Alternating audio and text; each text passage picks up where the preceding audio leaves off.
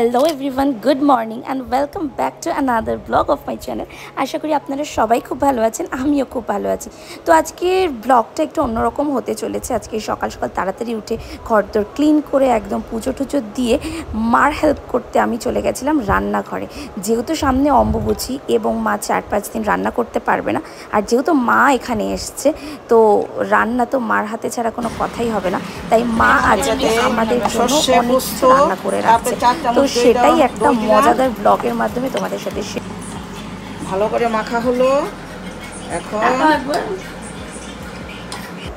মা এখন বানাচ্ছে ইলিশ মাছ ভাপা। মা সবার প্রথমে সকালে উঠে আজকে চিকেনটা করে নিয়েছে। যেহেতু আমার মা চিকেন খায় না, সেহেতু আগে চিকেনটা করে আলাদা করে রেখে দিয়েছে এবং তারপর সমস্ত গ্যাস মুছে তারপর মা সমস্ত মাছের আইটেম রান্না করতে বসেছে। তো এখানে তৈরি হচ্ছে এখন ইলিশ মাছ ভাপার জন্য প্রিপারেশন চলছে। মা এক এক করে আমাকে ইনগ্রিডিয়েন্টস দিতে বলছে এবং আমি দিয়ে যাচ্ছি।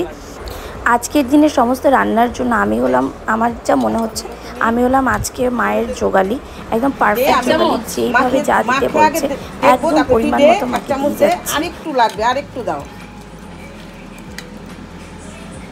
ব্যাস। আরই দাও।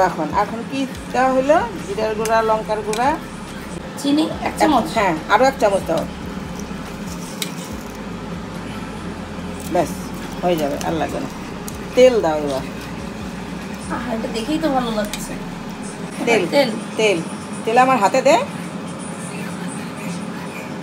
আর একটু দাও, ব্যাস। এটাই চালে আজকে ইলিশ খাওয়া হবে।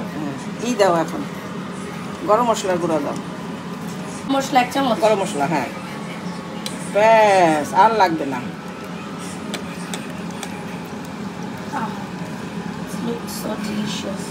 আর একটু তেল লাগতে পারে, তারাও মাছ দিয়ে দিচ্ছি আগে।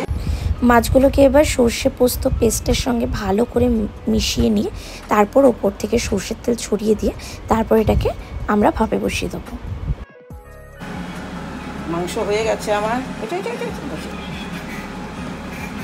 বেশ, 3টে গোটা কাঁচা লঙ্কা, হ্যাঁ হ্যাঁ হ্যাঁ, ব্যাস, আর কিছু প্রয়োজন নেই। একটু মনে হাতে একটু হয়ে যাক, জলটা ফুটলে তারপরে টিফিন বাটিতে বসিয়ে দিই। এখন ঢাকনা দিয়ে দিব, মাখা হয়ে গেছে। টিফিন বাটির ঢাকনা খুলে দিলাম। গরম ভাতের সাথে যা জমবে না, দারুণ জমবে। রান্না করতে তো ভালোই লাগে আমার। তারপর করি। আর ইলিশ মাছ ভাপা আমাদের রেডি। এবার মা এখানে তৈরি করছে ইলিশ মাছের মিষ্টি কুমড়ো আর বেগুন দিয়ে তেল ঝোল।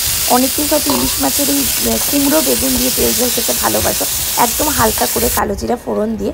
তো এই ভিডিওটাতে ম্যাক্সিমাম কিন্তু আমি অরিজিনাল সাউন্ড রাখার চেষ্টা করেছি, ভয়েস ওভার এখানে কম ইউজ করা হয়েছে।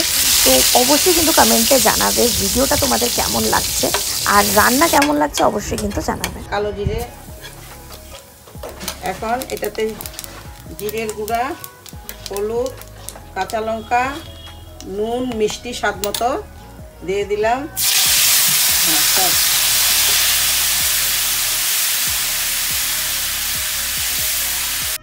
মশলাটা হালকা কষে যাওয়ার পর এখানে অ্যাড করে দিচ্ছে আগে থেকে ভেজে রাখা মিষ্টি কুমড়োগুলো, এবং মিষ্টি কুমড়ো দিয়ে ভালো করে কষানো হয়ে গেলে তারপর এতে জল অ্যাড করে দিচ্ছে এবং এরপর আস্তে আস্তে ইলিশ মাছ এবং বেগুনগুলো একে একে অ্যাড করে দেওয়া হবে।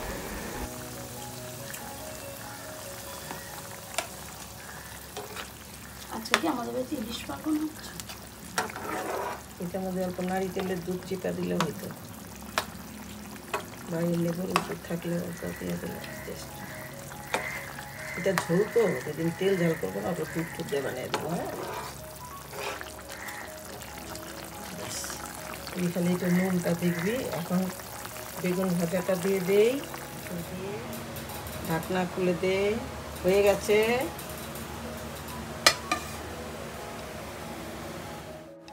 ইলিশ মাছ ভাজা, তার সঙ্গে তেল, কাঁচা লঙ্কা ভাজা, তারপরে ইলিশ মাছের বেগুন মিষ্টি কুমড়ো দিয়ে তেল ঝাল। এটা হলো রুই মাছের ডিম দিয়ে সোড়া। এটা হলো ইলিশ মাছ ভাপা। আর এই হলো চিকেন কষা। এবার আমাদের ফুড রিভিউয়ারের রিভিউ দেওয়ার পালা। কেমন খাচ্ছ বলো? মা তো পেয়ে গেছে মার মোস্ট ফেভারিট পার্সনের থেকে রান্নার রিভিউ। আর ভিডিওটা যদি তোমাদের ভালো লাগে তাহলে ভিডিওটাকে লাইক, চ্যানেলটাকে সাবস্ক্রাইব করে দিও। টাটা।